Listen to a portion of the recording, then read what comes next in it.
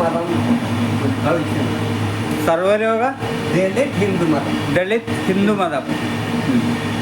പിന്നെ കുറച്ചുകൂടി പറഞ്ഞാൽ വിശദീകരിച്ച് പറഞ്ഞാൽ എന്താണ്? ഈ സർവലോക ദളിത് ഹിന്ദു എന്ന് പറയുമ്പോൾ പണ്ടേ കുടുംബാംഗങ്ങൾക്ക് മതങ്ങൾ ഉത്ഭവിപ്പിച്ചുകൊണ്ട് സർവ മതങ്ങളെയും സർവ മനുഷ്യരെയും ഉത്ബുദ്ധരാക്കുന്ന ഒരു പ്രവർത്തനം നടത്തിയത്. അങ്ങനെ ശ്രീ കൈലാസം നാഥനും കുടുംബാംഗങ്ങളും പിന്നീട് എല്ലാവരും ഉത്ബോധിച്ചു.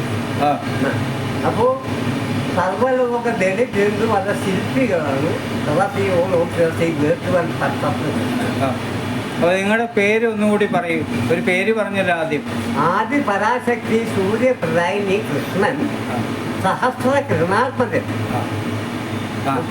സഹസ്രകിരണാത്മജൻ സർവലോക ദളിത് ഹിന്ദു മത സ്വപ്നാവണം. ഇപ്പൊ ബോംബെയില് സർവലോക ദളിത് ഹിന്ദു മതം പ്രചാരണാർത്ഥം സൂര്യോദയം പ്രദർശിച്ചിട്ടാണ് വരുന്നത്. ഇപ്പൊ സൂര്യോദയം ഇന്നത്തെ കണ്ണൂര് ഏരിയയിലെത്തിയപ്പോൾ ആ ഏരിയയിൽ സാങ്കാശത്തിലെ നിറം, കാവി നിറം ആൾക്കാർക്ക് എത്ര അത്ഭുതം തോന്നിയിട്ടുണ്ടാവുന്ന ആലോചിക്കുന്നു. ആ സമയത്ത് കാവി നിറം അങ്ങനെയായിരുന്നു. സാങ്കാശത്തിലെ സവിശേഷം നിറമാണ് കാവി. കണ്ണൂരിലെത്തിയപ്പോഴാണ് സാങ്കാശത്തിലെ സവിശേഷം കാവി നിറം. അപ്പൊ സാങ്കാശത്തിലെ കാവ്യ നിറത്തിന് പ്രാധാന്യമുണ്ട്. വികസിത പാതയാക്കേണ്ടതായ ദേശീയ പതാക നോക്കുമ്പോൾ ദേശീയ പതാകയുടെ മുകളിൽ കാണുന്ന നിറം ഏതാണെന്ന് പറയൂ. ഏതാണ്? പച്ചയോ? ദേശീയ പതാകയുടെ മുകളിൽ കാണുന്ന നിറം പറയൂ. കാവ്യ നിറം. അതാണ്. മധ്യഭാഗത്ത് വെളുപ്പ് നിറം, അടിയിൽ പച്ച നിറം. അങ്ങനെയാണ് ഇന്ത്യൻ ദേശീയ പതാക. അപ്പൊ ആ ദേശീയ പതാക വിഭാവനം ചെയ്ത ആൾക്കാർക്ക് ചില ഉദ്ദേശങ്ങളൊക്കെ ഉണ്ട്. തീർച്ചയായും ആ ഉദ്ദേശങ്ങൾ നടപ്പാകുന്നതിന് താമസമുണ്ടെങ്കിൽ താമസമെന്തേ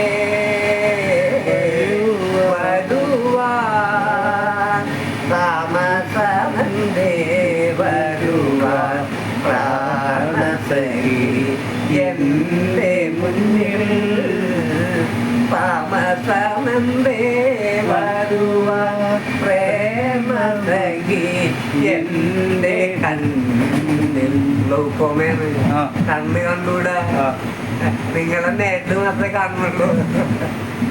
ആദിപരാശക്തി സൂര്യപ്രദായിനി കൃഷ്ണന് കണ്ണ് കണ്ടുകൂടാ.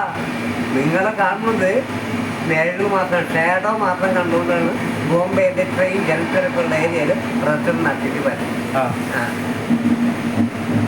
കാരണം എന്താണ്?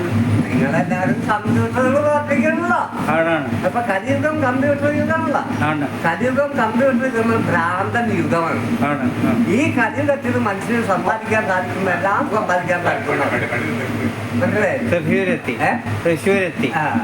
അപ്പൊ അറിയില്ലേ?